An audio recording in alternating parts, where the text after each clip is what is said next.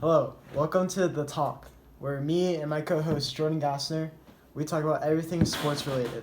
Today we're talking about the MVP race between Giannis Antetokounmpo and James Harden. Jordan Gassner, would you like to start us off? I would like to start us off. James Harden, one of the greatest offensive players the world has ever seen, had one of the best seasons and one of the best runs the world has ever seen. Josh, who do you think is the best scorer of all time? Michael Jordan. Who do you think is the second best scorer of all time? Steph Curry. Interesting. You're retarded, but 30 points is something very hard to do. Most players don't even get to score 30 points, let alone score it more than 10 times in a season. James Harden went on one of the most historic runs of all time by scoring 30-plus points in 32 games. The Rockets started off the season in the 12th seed of the Western Conference almost before it hit winter break. When Chris Paul, the second best player on his team, and Clint Capella both got hurt, he had to take over and scored 30-plus points on 32 games and had over an 80% win percentage. And by the end of the season, he was the third seed in a very tough Western Conference. What do you think about James Harden's defense?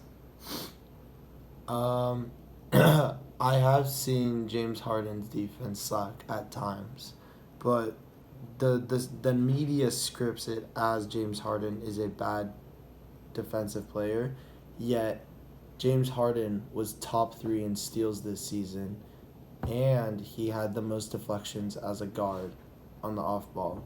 His defensive rating was top 5 in guards in the NBA as well. So the narrative of James Harden is a bad defender, I will agree that there are many times where he has bad defensive plays, but statistically speaking, James Harden is not a bad defender.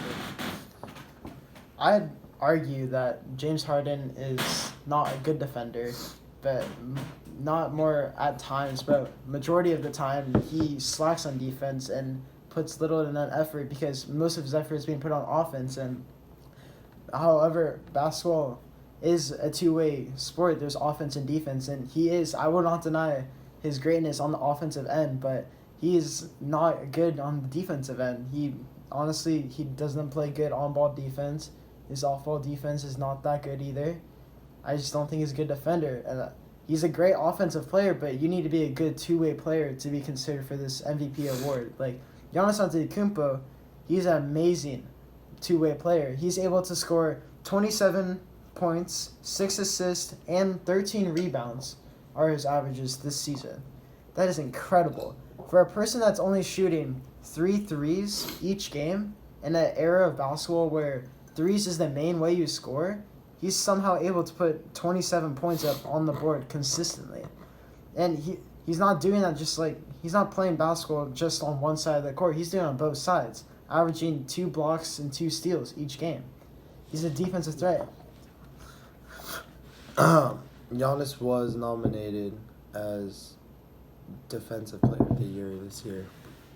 I don't think he'll win, but the fact of it is we're talking about valuable. Who is the most valuable? And when you look at it, statistically speaking, the Bucks have an 81% win percentage when Giannis is not on the court, when Giannis does not play. You look at the supporting cast between Giannis's team and James Harden's team, and yeah, it's gonna make sense that the Bucks had the best record in the NBA compared to the Rockets.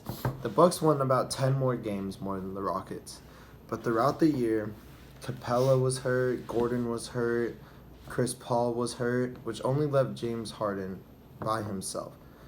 Now, the point of the award is about valuable.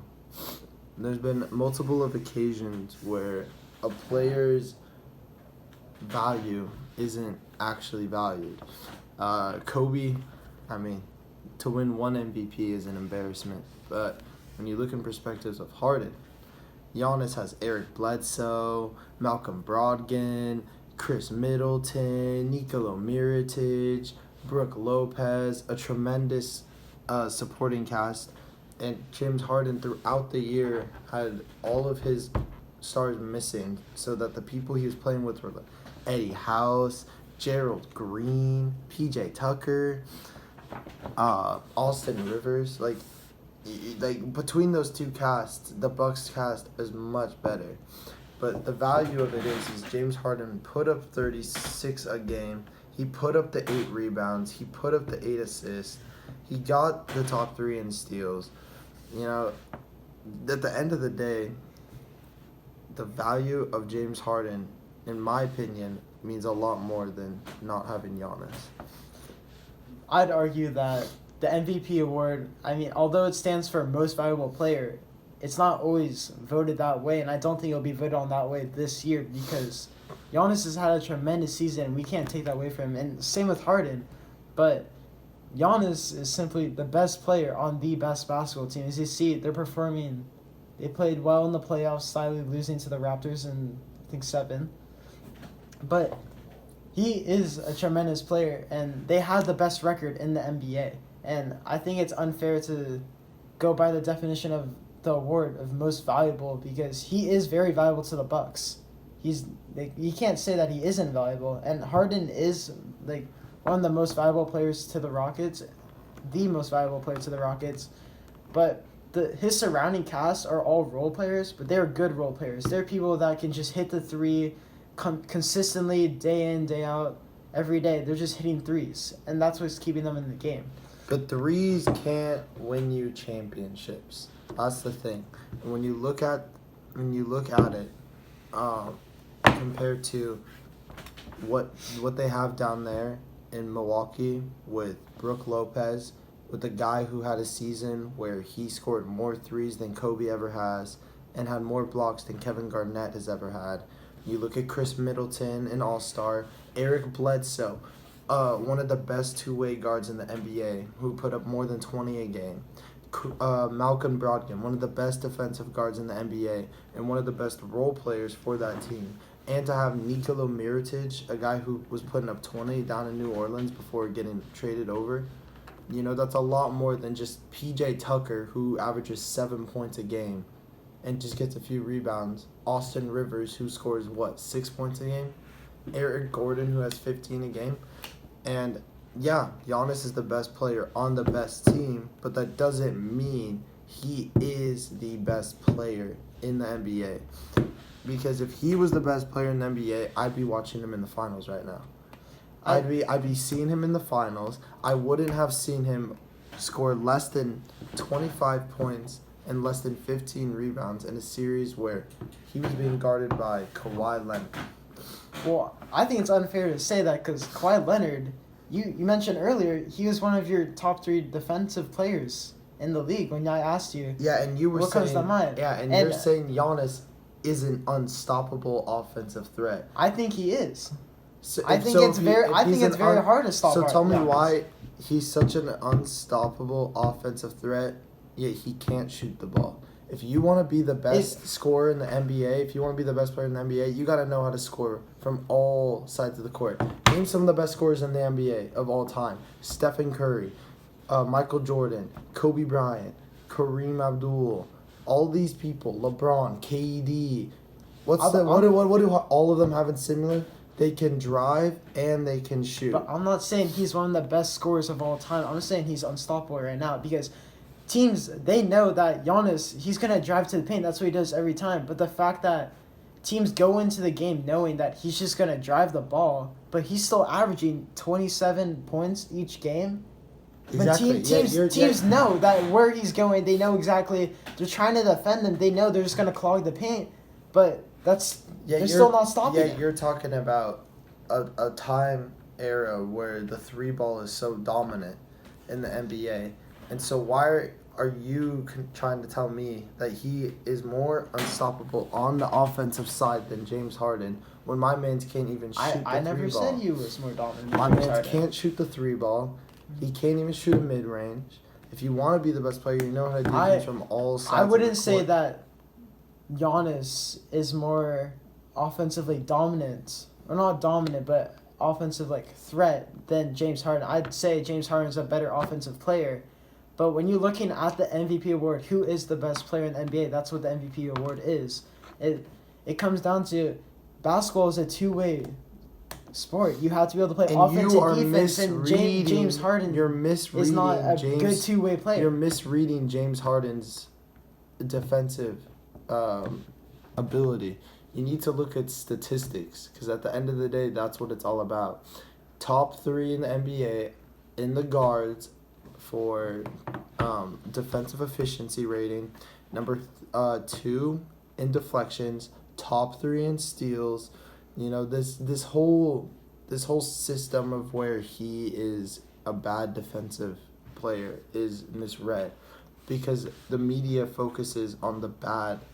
You know, they emphasize the bad because that's what gets people to watch. You know, but they want to hear something that they disagree with. So when people talk about this misled narrative that James Harden is a bad defender, he has times where his on-ball defense is trash, where his off-ball D is lazy. But at the end of the day, statistically speaking, he's one of the better defensive guards when it comes to that.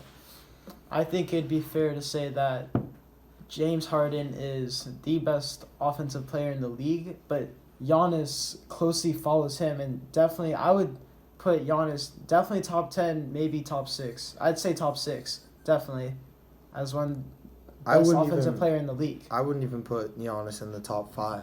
I could probably name 5 people better on offense right now. I'll name Curry, KD, James Harden, LeBron, and even trying to think, Kawhi. I would never say Kawhi. Kawhi is averaging, I'm not sure what his averages are, but I know he's not consistently dropping 27 points day in and day out. Because he does it. He doesn't need to, first off. But he doesn't. That's the whole reason. He's in the finals I would not say he's better. Then tell me why Kawhi has 15 30-point games in the playoffs, which is the second most of all time behind who but you it's said a regular behind season. who you said was the best scorer of all time, Michael Jordan, who had the first place with 16. But it is a regular season award. We have to ignore the playoffs. And I'm talking about, playoffs and regular season. They're the same person now. You were talking about the same skill sets here. This Kawhi, at the end of the day, they both average the same amount of points. So I don't know why you're tripping over this. I just don't think you can say that Kawhi is a better offensive player than Giannis. Kawhi isn't a better offensive player than Giannis. Let's ignore the Kawhi and Giannis thing, and let's get back to the topic. I just don't think that you can say that. Giannis closely follows Harden offensively. He's definitely up there. He's definitely up there, but Harden, when you compare on the defensive end, Harden is nowhere near Giannis's capability, and I think that's what gives Giannis the edge in this race to win MVP. That's the thing, though. Guards don't win Defensive Player of the Year. Yes, they do. The last guard to ever win Defensive Player of the Year was 20 years ago. But Giannis Which was Gary Payton. It's a forward-based Defensive Player of the Year award. Okay, so when you're talking about MVP, you can't bring in someone's defense as a 7-foot forward compared to a 6'5" guard. Yeah, the 7-foot forward is gonna have better defense. No crap. Okay, but when we're talking about value, we're talking about the season they had. You know, the season they had. And at the end of the day, Harden strictly did have a better season. I mean, sure, Giannis is a better two-way player. There's no denying the fact of that. But we're talking about individual season. And in that season, Harden had the best season. There's no denying it. He historically did something that even Michael Jordan, the best player to ever play the game, has never been able to do. We're talking about leading a team from 12th seed all the way to the 3 seed without his top 3 players behind his back. And to be 10 wins just right below the Bucks with a stacked, one of the most stacked teams in the NBA is unbelievably impressive.